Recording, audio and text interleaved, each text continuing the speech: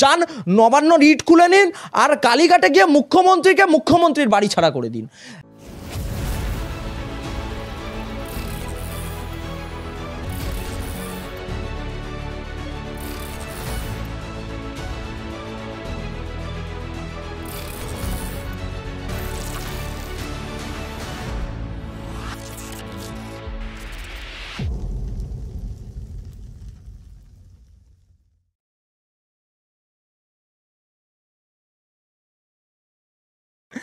যে মাননীয় মুখ্যমন্ত্রী স্বয়ং শ্রীরামকৃষ্ণ দেব স্বামী বিবেকানন্দকে তৃণমূল করায়, তো তার দলের লোক এই রানী রাসমণির সাথে মমতা বন্দ্যোপাধ্যায়কে তুলনা করবে না, এটা কি মানে অসম্ভব নাকি? তৃণমূল বলেই সম্ভব। আপনি কি আজ পর্যন্ত দেখেছেন স্বামী বিবেকানন্দকে তৃণমূল কংগ্রেস পতাকা নিয়ে মমতা বন্দ্যোপাধ্যায় জিন্দাবাদ স্লোগান দিতে? দেখেছেন ঠাকুর শ্রীরামকৃষ্ণ দেবকে? দেখেননি। কিন্তু মমতা বন্দ্যোপাধ্যায় জানেন, বাবা পড়াশোনা করেছে ইস্ট জর্জিয়া ইউনিভার্সিটি থেকে, না বাংলার মাটি থেকে জায়গা হয়নি, ইস্ট জর্জিয়া। তো এত সর্বজ্ঞানী মুখ্যমন্ত্রী মমতা বন্দ্যোপাধ্যায়, আর তার দলের মধ্যে এই সর্বজ্ঞানী দাতারা রয়েছেন, স্বাভাবিক বলেছেন। কিন্তু মূলত আজকে জগন্নাথ ধাম আপনারা যেটা বলছেন, এটা কি জগন্নাথ মন্দির নাকি? এটা তো একটা জগন্নাথ দেবকে সামনে রেখে একটা সাংস্কৃতিক কেন্দ্র তৈরি হয়েছে। যদি রীতি নীতি মেনেই করতে হতো, তাহলে মুখ্যমন্ত্রী জগন্নাথ ধামে সেদিন ববি হাকিমকে নিয়ে গেলেন না কেন? কেন অরূপ বিশ্বাস গেলেন? ববি হাকিম গেলে কি আপত্তি ছিল? ববি হাকিমকেও নিয়ে যাবেন না।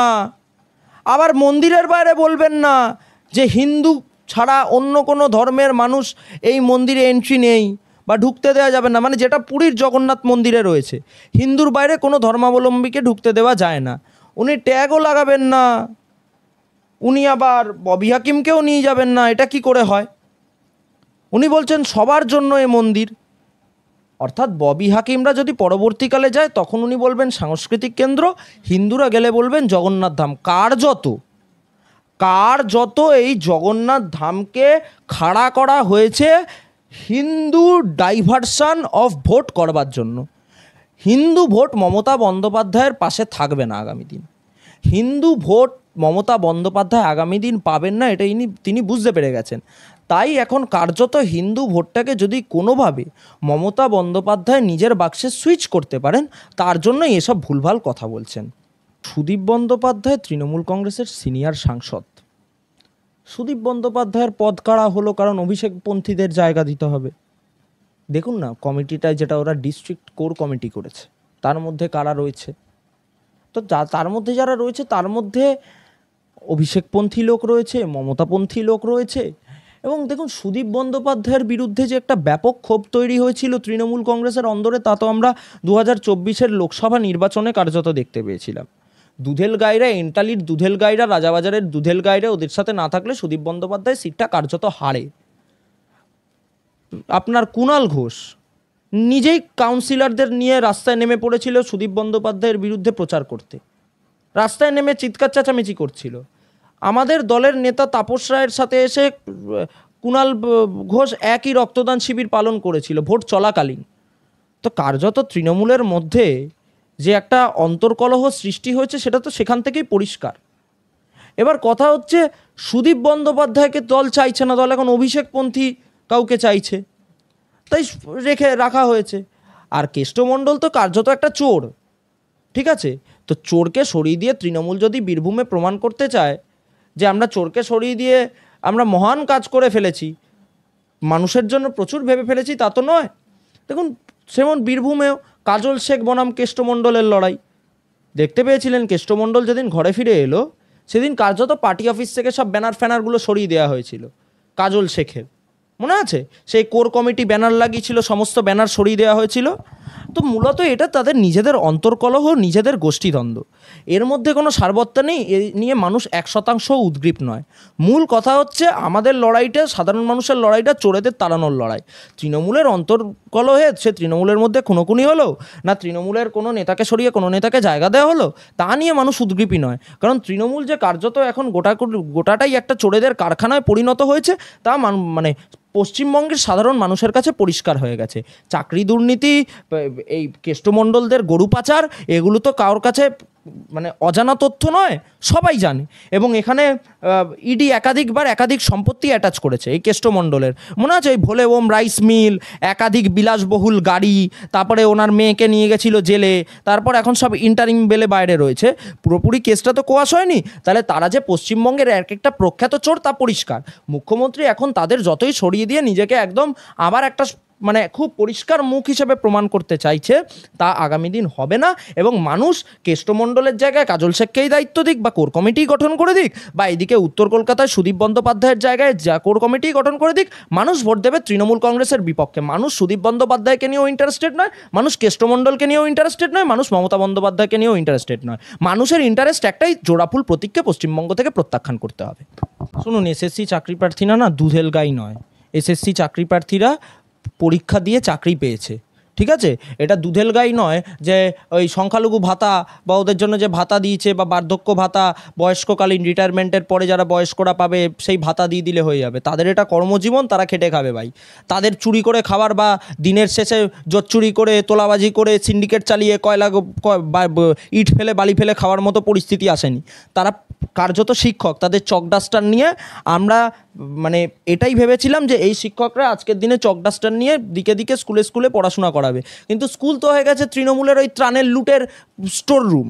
এখন আপনার সরকারি স্কুলগুলো হয়ে গেছে তৃণমূলের যে ত্রাণ লুট করবে, এই আমফান ফামফানে যেগুলো লুট করেছিল সেগুলো স্টোর রুমে পরিণত হয়েছে, আমরা দেখতে পেয়েছি। তো এখন শিক্ষকের জায়গা হয়ে গেছে রাস্তায়। তো মুখ্যমন্ত্রী এই ভাতার কথা না বলাটাই ভালো, কারণ মুখ্যমন্ত্রী ভাতার কথা যতই বলুক, আর এই এসএসসি মানে এই একটা দুর্নীতির ঘুঘুর বাসা, এরা যতই শিক্ষকদের চিহ্নিত করুক, এদের চিহ্নিত করে আগামী দিন পাবলিক মারবে। রাস্তায় নামলে পাবলিক মারবে এদের চিহ্নিত করে। আজকে আপনি এসএসসির চাকরি প্রার্থীদের যোগ্যতা নিয়ে প্রশ্ন তুলছেন। আপনি ভাবুন, এই গরম রোদে ঝড় জল বৃষ্টিকে উপেক্ষা করে পুলিশের লাঠির বাড়ি খেয়েও আজকে তারা রাস্তায় ওই গরম রোদের মধ্যে বসে মানে ছাত্রছাত্রীদের পরীক্ষার খাতা চেক করছে। তাদের কতটা ডেডিকেশন, তারা জানে যে আমাদের কাছে সবথেকে গুরুত্বপূর্ণ আজকে আমার ছাত্রছাত্রীরা, যাদেরকে আমরা পড়াশোনা করিয়েছি। এই মমতা বন্দ্যোপাধ্যায় কতটা অপদার্থ এখান থেকেই বোঝা যায়। উনি তো ইস্ট জর্জিয়া থেকে পড়াশোনা করে এসছেন। উনি কি এই মমতা বন্দ্যোপাধ্যায়ের ক্যাবিনেটে এই পার্থ, বালু এদের মতো চোরচোট্টাগুলোর কাছে গিয়ে শিক্ষা অর্জন করেছেন নাকি? উনিও তো কোনো শিক্ষক শিক্ষিকার কাছে শিক্ষা অর্জন করেছেন। তাহলে ওনার তো এইটুকু সহানুভূতি থাকা উচিত এই শিক্ষক শিক্ষিকাদের জন্য। আজকে আজকে এতবার বৈঠক হচ্ছে, শিক্ষামন্ত্রী ডেকে বৈঠকে ডাকলো, ডেকে বললো আমরা যে কোনো রকমের আইনানুগ যা ব্যবস্থা নেব সমস্তটা আপনাদের সাথে আলোচনা করে করব। তারপরে সরকার যতগুলো পদক্ষেপ নিয়েছে একটা ওদের সাথে আলোচনা করেছে?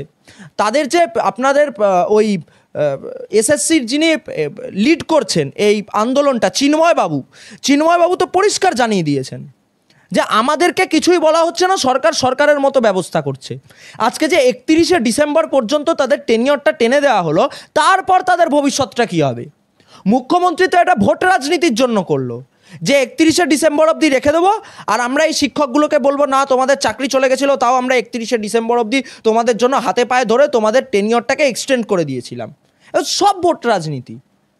এগুলো তো শিক্ষকদের জীবন নিয়ে ভেবেছে নয়, এগুলো হচ্ছে পুরোটাই এদেরকে রেখে এদের থেকে আবার একটা সেন্টিমেন্ট গেন করে 26শে ক্ষমতায় আসবে। কিন্তু এই করে তো চলবে না। আমরাও যেমন প্রতিরোধ গড়ে তুলব, আমরা মানে যদি সেই রকম হয় সরাসরি আমি শিক্ষকদের বলছি, তাতে মুখ্যমন্ত্রী আমার বিরুদ্ধে যাই ব্যবস্থা নিতে পারে, রাজ্যের পুলিশ আমার বিরুদ্ধে যাই ব্যবস্থা নিতে পারে। আমার বিরুদ্ধে একাধিক ব্যবস্থা নিয়েছিল রাজ্য সরকার। এই যে গতকাল আপনাদের মহামান্য কলকাতা হাইকোর্টে যে জয়ন্ত সিংয়ের বাড়ি ভাঙা নিয়ে রায় হলো, সেই রায় অনেক দিন আগে হয়েছিল, বাড়ি ভাঙেনি। রাজ্য সরকারের আমাদের কামারহাটির যিনি পৌর প্রধান, তিনি বলছেন আমাদের কাছে উপযুক্ত সরঞ্জাম নেই সেই প্রাসাদোপম বাড়ি ভাঙার। সেই জয়ন্ত সিং কাণ্ডেও তো আমার ওপর একাধিক নিয়েছিল রাজ্য সরকার, পদক্ষেপ নিয়েছিল রাজ্য সরকার। তো রাজ্য সরকার পদক্ষেপ নিতেই পারে, কিন্তু আমি যে এসএসসি মানে চাকরিহারা শিক্ষকরা আছে তাদের একটাই অনুরোধ করব, যান নবান্ন রিট খুলে নিন, আর কালীঘাটে গিয়ে মুখ্যমন্ত্রীর বাড়ি ছাড়া করে দিন। 10টা দিন মুখ্যমন্ত্রী এসে এসএসসি ভবনের সামনে আপনাদের সাথে আন্দোলনের মধ্যে কাটাক, মুখ্যমন্ত্রী তারপর বুঝতে পারবে। একটু অন্য প্রসঙ্গে আসি যে শিয়ালদা স্টেশনের, হাওড়া স্টেশনের প্রচুর খুঁটিনাটি পাক গুপ্তচর জ্যোতির ব্লগের মাধ্যমে দেখা গেছে, এবং ব্যারাকপুরের একটা বিখ্যাত বিরিয়ানি জয়েন্টেও কিন্তু জ্যোতি মালহোত্রা গিয়েছিলেন, খাওয়া দাওয়া করেছিলেন। প্রশ্নটা হচ্ছে যে শুধুই কি বিরিয়ানি খাওয়া নাকি অন্য কোনো মতলব ছিল, বা এই যে শিয়ালদা বা হাওড়া স্টেশনের মতো এরকম জনবহুল প্ল্যাটফর্মের খুঁটিনাটি যে ব্লগে দেখানো হয়েছে, এটার মাধ্যমেই কি বাংলার সমস্ত খুঁটিনাটি খবর পাকিস্তানে পাচার করা হয়ে গেছিল? আপনার কি মনে হয়? দেখুন, জ্যোতি মালহোত্রা যে এখানে দাঁড়িয়ে দীর্ঘদিন ধরে এরম ভ্লগ করছে বা সমস্ত খবরাখবর এখান থেকে পাকিস্তানকে পাঠাচ্ছে, এটা কি তৃণমূলের অজানা ছিল? বাংলায় বসে বসে করেছিল তো বাংলায় বসে একাধিক পয়েন্টে গিয়ে যখন এইসব কাজকর্ম করে বেড়াচ্ছে, তখন কি এটা সরকারের অজানা ছিল? তৃণমূল কংগ্রেস কিংবা রাজ্য সরকার কি জানতো না? তাদের ইন্টেলিজেন্স কি জানতো না? আজকে না হয় এত কিছু ঘটনা ঘটে গেছে, আজকে বিভিন্ন পাকিস্তানিদের মানে পাকিস্তান জঙ্গিকে প্রত্যাঘাত করেছে নরেন্দ্র মোদী, তারপর একদম খুঁটিয়ে খুঁটিয়ে চারিদিক থেকে মদতপুষ্ট জঙ্গিদের সহ এই এজেন্টদের বার করতে গিয়ে না হয় আজকে জ্যোতি মালহোত্রা ধরা পড়লো। কিন্তু এরকম আজকে যদি জ্যোতি মালহোত্রা ধরা না পড়তো, তাহলে তো আরও অনেক এরকম মালহোত্রা দেখা যেতে পারতো। কিন্তু এটা কি রাজ্য সরকারের কাছে অজানা ছিল? তা রাজ্য দেখুন, কার্যত ক্যানিং পূর্বের বিধায়ক শওকাত মোল্লা তো জাভেদ মুন্সিকে এই মাটিতে জায়গা করে দিয়েছিল। দুবার সেই জাভেদ মুন্সি আনসারুল্লাহ বাংলার যে জঙ্গি, সে তো দুবার মমতা বন্দ্যোপাধ্যায়কে ভোট দিয়েছিল। মনে নেই? সাদ রাডিকে মনে নেই? কারা জায়গা করে দিয়েছিল? এই রাজ্য সরকার জায়গা করে দিয়েছিল। নেহাত আজকে দেশের প্রধানমন্ত্রী নরেন্দ্র মোদী, করজোড়ে ওনাকে সম্মান জ্ঞাপন করি আমি, কারণ আজকে উনি আমাদের দেশকে নিয়ে ভেবেছে, উনি ভারতবর্ষকে নিয়ে ভেবেছে যে আমার ভারত, আমার আবেগ, আমার ভালোবাসার জায়গা, আমার জন্মভূমি ভারতবর্ষ, তাই আমার ভারতবর্ষকে আমায় সুরক্ষিত রাখতে হবে। তাই আজকে জ্যোতি মালহোত্রাকে গ্রেপ্তার করেছে। কারা গ্রেপ্তার করেছে? রাজ্য পুলিশ করেছে? রাজ্য পুলিশ তো করেনি। দেখুন, যত কটাই পশ্চিমবঙ্গের ওই নদিয়ায় যখন বাংকার ফেন্সি ডিল ধরা পড়লো, তখনও রাজ্য সরকারের কোনো প্রশাসনিক ভূমিকা আমরা দেখতে পাইনি। তারপরে সাদরাডি, জাভেদ মুন্সি থেকে একাধিক জঙ্গি গোষ্ঠীর জঙ্গিরা এই মাটি থেকে, লস্করি তাইবা, তেহরিকুল মুজাহিদিন, একাধিক জঙ্গিরা এই মাটি থেকে ধরা পড়েছিল। কাউকে আমরা দেখিনি রাজ্য সরকার ব্যবস্থা নিয়েছে। যা ব্যবস্থাটা নিয়েছে সমস্তটাই বিএসএফ নিয়েছে, আর নয়তো সেন্ট্রাল প্যারামিলিটারি ফোর্স নিয়েছে। তো আজকে তারাই ব্যবস্থা নিয়েছে এইটা। তো সেই জায়গা থেকে জ্যোতি মালহোত্রাকে আমরা খালি শিয়ালদা স্টেশন বা ওইখানে কি বলে ওই বিরিয়ানির দোকানে আমরা খালি দেখতে পাইনি, আমরা জ্যোতি মালহোত্রাকে সৃজন ভট্টাচার্যের সাথেও দেখতে পেয়েছি। বুঝতে পেরেছেন? সৃজন ভট্টাচার্য মানে যারা ওই এখন যুদ্ধ নয় শান্তি চাই, যুদ্ধ নয় শান্তি চাই করছিল, ওই সৃজন ভট্টাচার্যের সাথেও দেখতে পেয়েছি। কয়েকদিন আগে বড় বড় ডায়লগ দিয়েছিল না ফেসবুকে, যে যাদবপুরের 8B-তে এলে নাকি দেখে নেবে। আমি তো বাংলার মানুষকে আপনার এই চ্যানেলের মাধ্যমে সরাসরি বলছি, কোথাও সৃজন ভট্টাচার্যকে দেখতে পেলে আগা পস্তলা মারুন, মাথা থেকে পা অবধি মারুন। এরা হচ্ছে দেশ বিরোধী শক্তি, এদের জন্য আজকে এরা ঠাঁই পেয়েছে। আমরা আজকে এক মাওবাদীকে নিকেশ করেছি, আমরা করেছি। ওই ছত্তিশগড়ে গণপতির পর যে মাওবাদী এসছিল, কি রাজু বেশ তার নাম, তাকে আমরা নিকেশ করেছি আজকে। আর এই দেশ বিরোধী শক্তি, এই সিপিএম যেগুলো যাদবপুর ইউনিভার্সিটির বুকে বসে আছে, নকশালগুলো, এই মাওবাদীগুলো, যারা শুভেন্দু অধিকারী রাজ্যের বিরোধী দলনেতার গাড়ির সামনে দাঁড়িয়ে বলে আমরা মাওবাদী, তাদের বিরুদ্ধে কী ব্যবস্থা নিয়েছে রাজ্য পুলিশ, কী ব্যবস্থা নিয়েছে রাজ্যের সরকার? আজকে এত বড় বড় কথা বলছে। এই দেশ বিরোধীগুলোকে অবিলম্বে পশ্চিমবঙ্গ থেকে ছাড়া করতে হবে, আর অবিলম্বে নবান্ন থেকে, মুখ্যমন্ত্রীর চেয়ার থেকে মমতা বন্দ্যোপাধ্যায়কে সরিয়ে বিজেপির প্রতিনিধিকে বসাতে হবে। তাহলে আগামী দিন আমরা সুরক্ষিত থাকবো। কারণ ওয়েস্ট বেঙ্গল এখন সেফ করিডোর, স্লিপার সেলে পরিণত হতে হতে আজকে এমন দিনও আমাদের দেখতে হচ্ছে যেখানে কলকাতার আকাশে 8টা থেকে 10টা ড্রোন ধরা পড়ছে। না, শুধু জ্যোতি, আপনি এক্ষুনি স্লিপার সেলের কথা বলছেন বলে আমি প্রশ্নটা তুলছি, যে একদিকে জ্যোতির চোখ দিয়ে আইএসআই এর এজেন্টরা ভারতকে দেখতো, এবং ইন্ডিয়া টুডের একটা প্রতিবেদনে জানা গিয়েছে যে জ্যোতির সঙ্গে আইএসআই এজেন্টের সরাসরি হোয়াটসঅ্যাপ চ্যাট হয়েছে, যেখানে দাঁড়িয়ে জ্যোতিকে তাইবার থেকে তো ট্রেনিং নিয়ে এসেছিল এই জ্যোতি মালহোত্রা, লস্করি তাইবার থেকে, মুরিদকে থেকে ট্রেনিং নিয়ে আসা থেকে। এবং জ্যোতি শুধু নয়, এখানে জ্যোতিকে বলা হয়েছে যে ওয়াঘা সীমান্ত দিয়ে যদি কাউকে দেখে যে স্পেশাল কোনো টাস্ক দেওয়া হচ্ছে, সেটা যেন সঙ্গে সঙ্গে জানানো হয়। একদিকে মানে ভাবুন যে কি পরিস্থিতি তৈরি হয়েছে। একদিকে জ্যোতি এবং অন্যদিকে এই রাজ্যেই তানিয়া পারভিন বলে একটি মেয়ে, তিনি সেকেন্ড ইয়ারের স্টুডেন্ট। ক্লাস চলাকালীন সে হোয়াটসঅ্যাপের চ্যাট করে সে জানাচ্ছে এখানকার পরিস্থিতির খবর। মানে আমাদের এখানে হানি ট্র্যাপ তৈরি করা হয়েছে এবং এখানকারই ছেলে মেয়েদেরকে দিয়ে স্লিপার সেল অ্যাক্টিভ করে রাখা হয়েছে। মানে ভয়ঙ্কর অবস্থা আমাদের চারপাশে, এবং আমাদের রাজ্যের মুখ্যমন্ত্রী বা আমাদের রাজ্যের প্রশাসনের ঘুম ভাঙছে না। না, ভাঙছে না তো। বললো তো উত্তরকন্যা প্রেক্ষাগারে গিয়ে ডাইরেক্ট মুখ্যমন্ত্রী বলল তো যে সরকারের প্রশাসন কোনো ভূমিকাই নিচ্ছে না। এই যে যারা পুলিশ কর্তা আছে তারা কি করছে? তারা যদি মুখ্যমন্ত্রীর বাড়িতে খিচুড়ি বিতরণ করতে ব্যস্ত থাকে, তারা যদি এসএসসি চাকরি প্রার্থীদের লাঠিচার্জ করতে ব্যস্ত থাকে, তারা যদি সরকারের অপদার্থতাটাকে ম্যাথরের মতো শৌচালয়ে ঢুকে পরিষ্কার করতে ব্যস্ত থাকে, তাহলে তারা দেশকে নিয়ে ভাববে কি করে? তারা কেন দেশকে নিয়ে ভাববে? আর মমতা বন্দ্যোপাধ্যায় তো কার্যত পশ্চিমবঙ্গকে জঙ্গিদের হাতে তুলে দিয়ে চলে যেতে চাইছে। নয়তো এরকম অবস্থা দেখা যায় নাকি জসিমউদ্দিন রায়মানি বাংলাদেশ থেকে মমতা বন্দ্যোপাধ্যায়কে ইনস্ট্রাক্ট করতে পারে নাকি? হ্যাঁ, এদেরই তো বন্ধু। কুণাল ঘোষ তো সারাদিন পকেটে করে একটা বোরোলিন নিয়ে ঘোরে, সেই বোরোলিন লাগাতে হয় আবার এই জঙ্গিদের। কুণাল ঘোষের তো বুকে সমস্যা হচ্ছে, এই সরকারের তো সমস্যা হচ্ছে। কারণ যখনই জঙ্গিদের বিরুদ্ধে সরকার পদক্ষেপ নেয়, তৃণমূলের যখনই গায়ে ছ্যাঁকা পড়ে ওই বোরোলিনটা বার করে লাগিয়ে নেয়, আবার তারপরে হাঁটতে শুরু করে। তো কার্যত এরা মানে পশ্চিমবঙ্গে রয়েছে কেন? এদের কি যোগ্যতা রয়েছে ভারতবর্ষের নাগরিক হওয়ার? আমি তার কোনো মানে পাই না। এই কুণাল ঘোষগুলোকে জেলে দেখতেই ভাল লাগে। আর সবথেকে মানুষ খুশি হবে যদি মমতা বন্দ্যোপাধ্যায়কে জেলের মধ্যে দেখতে পায়। মমতা বন্দ্যোপাধ্যায় যেদিন জেলে থাকবে দেখবেন পশ্চিমবঙ্গে সব ব্লিচিং পাউডার দিয়ে রাতারাতি 24 ঘন্টার মধ্যে সাফ হয়ে গেছে। কারোর ক্ষমতা থাকবে না। এই যে জঙ্গি গোষ্ঠীগুলো এসে এখানে জায়গা নিচ্ছে, আপনি ভাবুন একটা ক্লাসে বসে বসে একটা মেয়ে ইনস্ট্রাক্ট করছে হোয়াটসঅ্যাপ চ্যাটে, ক্লাসে বসে বসে। মানে কিভাবে গুপ্তচরদের আজকে এই পশ্চিমবঙ্গে জায়গা করে দেওয়া হয়েছে। ওই যে কিছুদিন আগে দাবি উঠেছিল ওই দক্ষিণ কলকাতায় যে জায়গাটায় রোহিঙ্গা সাম্রাজ্য গড়ে তুলেছে, যেখানে ওই কিছুদিন আগে বলা হয়েছিল গুলশন কলোনি, ওই গুলি চলল। তো গুলশন কলোনির মতো জায়গা তৈরি করে দিয়েছে তো মুখ্যমন্ত্রীরা। তো তারা তৈরি করে দিয়েছে বলেই আজকে এই অবস্থা।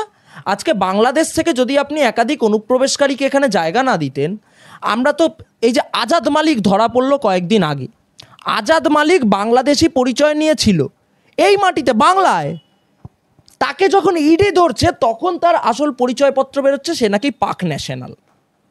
তার মানে ভাবতে পারছেন, যাকে বাংলাদেশি নাগরিক হিসেবে পশ্চিমবঙ্গে মুখ্যমন্ত্রী জায়গা করে দিচ্ছে সে আদতে পাকিস্তানের কোনো এক জঙ্গি হতে পারে, কোনো এক গুপ্তচর হতে পারে। কিন্তু মুখ্যমন্ত্রীর তো ভোট চাই, যে গরু দুধ দেয় তার লাথি খাওয়া ভালো। তাই সে লাথি কি গরু দেখবো না, পশ্চিমবঙ্গের গরু কিনা না ভারতবর্ষের গরু দেখবো না, পাকিস্তানের শুয়োর হলে তারও আমি লাথ খাবো, এটাই পরিষ্কার। কিন্তু না, মুখ্যমন্ত্রী তো বলছেন যে বাইরে থেকে কোনো জঙ্গি এসে বাংলায় যাতে আশ্রয় নিতে না পারে সেই ব্যাপারে পুলিশ প্রশাসনকে চোখ কান খোলা রাখতে হবে। এবং রাজ্যের মুখ্যমন্ত্রী মমতা বন্দ্যোপাধ্যায় একথাও বলছেন, বুধবার বলেছেন যে বিভিন্ন লোক বিভিন্ন এলাকায় ঢুকেছে, পুলিশকে বলবো বি অ্যালার্ট, বাইরে থেকে এসে জঙ্গি যেন শেল্টার নিতে না পারে। কাকে বলবে? কোন পুলিশকে বলবে? এই যেগুলো তোলে রাস্তায় দাঁড়িয়ে, বেলগড়িয়া এক্সপ্রেসওয়ের ওপর দাঁড়িয়ে 500 টাকা করে গাড়ি পিছু তোলে, সেই পুলিশকে বলবে? নাকি সেই পুলিশকে বলবে যেই পুলিশ গিয়ে ওই শেখ শাহজাহানকে করিডোর করে নিয়ে যায়, শেখ শাহজাহান ভিক্টরি সাইন দেখাতে দেখাতে জেলে ঢোকে, সেই পুলিশকে বলবে? তাদের কোনো ক্রেডিবিলিটি আছে? এই পুলিশগুলোর কোনো ক্রেডিবিলিটি রয়েছে? এরা পারে কিছু করতে? এরা তো ওই বললাম না, এরা রাষ্ট্রীয় সন্ত্রাসবাদীতে পরিণত হয়েছে। সন্ত্রাসবাদীদের আতুরঘর তৈরি হচ্ছে পশ্চিমবঙ্গ, সেই সন্ত্রাসবাদীকে সরকারিভাবে প্রোটেকশন দেওয়ার জন্য রয়েছে বঙ্গ পুলিশ। নয়তো এরকম পরিস্থিতি দাঁড়াতে পারে? এরা পুলিশ, এরা তো জোকার। এরপর দেখছেন পুলিশ মানুষকে মারছে, এরপর মানুষ পুলিশকে কেলিয়ে চলে যাবে। সত্যি কথা, খুব বাজে শব্দে আমি বাজে শব্দ ব্যবহার করতে বাধ্য হলাম। তার কারণ এতদিন অবধি পুলিশ পাবলিক সার্ভেন্ট মানুষকে প্রোটেকশন দেবে এটা এক্সপেক্ট করেছিল সবাই, কিন্তু আজকে আমরা দেখতে পাচ্ছি সন্ত্রাসবাদীদের প্রোটেকশন দিচ্ছে, মানুষকে মারছে, সাধারণ মানুষকে জেলে নিয়ে গিয়ে গ্রেপ্তার করছে। এই চাকরি প্রার্থীদের মধ্যে থেকেই কয়েকজনকে নিয়ে গিয়ে কয়েকজনের বিরুদ্ধে বিধাননগর থানায় কেস দেওয়া হয়েছে। তো এরা কি সন্ত্রাসবাদী নাকি? এরা কি ওই মালত্রা না পারভিন? তা তো নয়, এরা এই বাংলার যোগ্য শিক্ষক। তো আপনি এমত অবস্থায় দাঁড়িয়ে বলুন মানুষ কতদিন টলারেট করবে? একটা সার্টেন লিমিটেশন আছে। তারপরে পুলিশকে প্রতিরোধের সামনে যদি পড়তে হয় পুলিশ পড়বে, এবং যখন সে প্রতিশোধ হবে তখন কিন্তু সামনে পুলিশ না সরকার না মন্ত্রী মানুষ কিছু পাত্তা দেবে না। মানুষের দাবি মানুষ ছিনিয়ে আনবে, সেটা নবান্ন হোক কিংবা কালীঘাট হোক, দাবি একটাই, দফা একটাই, সেটা হচ্ছে মুখ্যমন্ত্রীর পদত্যাগ। না, কিন্তু মুখ্যমন্ত্রী পদত্যাগ দাবি বা দফা বললে কি করে হবে? এখন 1500 টাকা দিচ্ছে, ভাতা তখন বাড়িয়ে যদি লক্ষ্মীর ভাণ্ডার 1500 জায়গায় 2000 করে দেয় বা 2500 করে দেয়, তখন তার মানুষ এই দাবি করবে না? দেখুন, পশ্চিমবঙ্গের সমস্ত যারা ভাতাজীবী বা ভাতা থেকে উপকৃত যারা, সকলেই দেখতে পেয়েছেন যে সুপ্রিম কোর্টের একটা অবজারভেশনে বলেছে যে প্রায় 80 কোটি মানুষকে দারিদ্র্য সীমা থেকে মুক্তি করেছে ভারতবর্ষের প্রধানমন্ত্রী নরেন্দ্র মোদী। তাই সে জায়গায় দারিদ্র্য সীমা থেকে আপনি মুক্ত করে এনে যদি সেই মানুষগুলোকে আপনি কর্মসংস্থানের সাথে সাথে ভাতা দেন তাহলে ইটস ওকে, কিন্তু আপনি যদি খালি ভাতাজীবী করে রাখেন তাহলে কিন্তু কোনো লাভ নেই। এবং সেটা কিন্তু মানুষ বুঝতে পারছে। সমস্ত যারা শুভবুদ্ধি সম্পন্ন বাংলার সচেতন নাগরিক তারা কিন্তু এইটুকু বুঝতে পারছে যে ভাতা দিয়ে কিন্তু আমাদের আর চলবে না। কারণ ভাতা আজকে দিচ্ছে, কিন্তু ভাতা দিয়ে কার্যত সরকার কিন্তু আমাদের ভোগ্যপণ্যে পরিণত করেছে, যেটা কার্যত সন্দেশখালিতে হয়েছে, যেটা কার্যত সারা পশ্চিমবঙ্গ জুড়ে একের পর এক বলৎকারের মাধ্যমে আপনারা দেখতে পেয়েছেন হয়েছে। কার্যত ভাতাজীবী করে দিয়ে মানুষকে ভোগ্যপণ্যে পরিণত করেছে তৃণমূল কংগ্রেস। তাই এই ভাতা দিয়ে কিছু হবে না, এটা মানুষ বুঝতে পেরে গেছে। মানুষের এখন একটাই দাবি যে আমাদের কর্মসংস্থান চাই, আমরা সুস্থভাবে পশ্চিমবঙ্গে থাকতে চাই, এবং তার থেকেও সব থেকে বড় কথা, আমরা হিন্দু পরিচয় এই মাটিতে কলমা না পড়ে বাঁচতে চাই। কারণ আমার খুব অদ্ভুত লেগেছিল যেভাবে পেহেলগাঁওয়ে যখন 26 জন হিন্দু পর্যটককে জঙ্গিরা এসে মেরে দিল, যে ভাষা জঙ্গি প্রয়োগ করেছিল যে যা মোদিকে গিয়ে বল, একই ভাষার মানে প্রায় একই ভাষা প্রয়োগ করেছে সব্যসাচী দত্ত। সব্যসাচী দত্ত যখন ওই শিক্ষকদের আন্দোলনের মাঝখান দিয়ে ইচ্ছে করে গাড়ি নিয়ে যাচ্ছিল, সেই সময় সব্যসাচী দত্ত যেভাবে আপনারা সংবাদ মাধ্যমের বিভিন্ন জায়গায় সকাল থেকে রাত অবধি দৌড়ে দৌড়ে কভারেজ করেন, সেই জায়গায় যখন আমি দেখলাম যে এক বিশেষ সংবাদ মাধ্যমকে দাঁড়িয়ে বলা হলো যা মোদির থেকে টাকা নিয়ে এসে কর, তো কার্যত সুরটা তো আমার একই লাগলো। তাহলে অপারেশন সিঁদুরের একদিকে ক্রেডিবিলিটি ঢোকাতে চাইছে মুখ্যমন্ত্রী নিজের পকেটে, আর একদিকে কি জঙ্গিদের সেফ সাইড করতে পারলো না বলে মুখ্যমন্ত্রী সারা গোটা পশ্চিমবঙ্গের মানুষের ওপর দিয়ে অপারেশন সিঁদুরের বদলা নিচ্ছে? এই প্রশ্নটা আমার থাকলো।